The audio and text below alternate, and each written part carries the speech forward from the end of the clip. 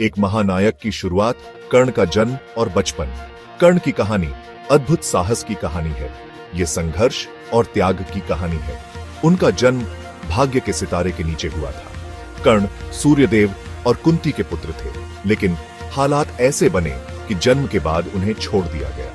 एक सारथी अधिरथ और उनकी पत्नी राधा ने उन्हें पाला। कर्ण अपने असली माता पिता के बारे में नहीं जानते थे। समाज में अपनी जाति के कारण भेदभाव का सामना करने के बावजूद कर्ण में अपार शक्ति और ज्ञान की प्यास थी। उनका सपना एक योद्धा बनने का था। एक योद्धा का निर्माण, कर्ण का पालन पोषण और शिक्षा। कर्ण के माता पिता अधिरथ और राधा ने उन्हें बहुत प्यार दिया। उन्होंने उनकी क्षमता को पहचाना और उनके सपनों का साथ दिया।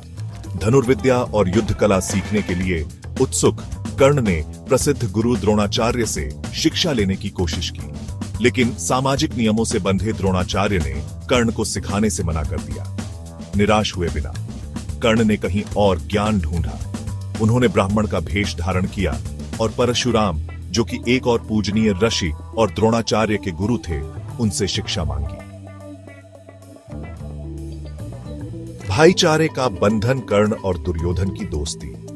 परशुराम कर्ण की असली पहचान से अनजान उन्हें अपने शिष्य के रूप में स्वीकार कर लेते हैं। परशुराम के मार्गदर्शन में कर्ण ने दिव्यास्त्रों में महारत हासिल की। इसी दौरान कर्ण की मुलाकात कौरवों के सबसे बड़े राजकुमार दुर्योधन से हुई।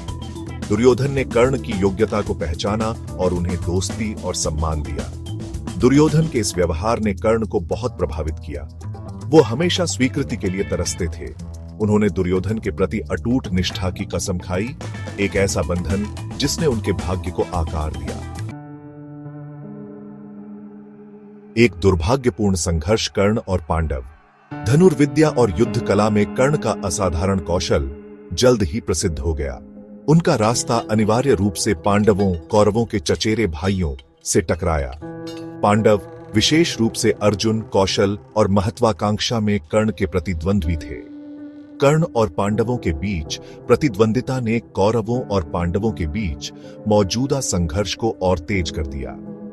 दुर्योधन के प्रति अपनी वफादारी से बंधे कर्ण खुद को अपने ही सगे भाइयों पांडवों के विरुद्ध खड़ा पाते हैं।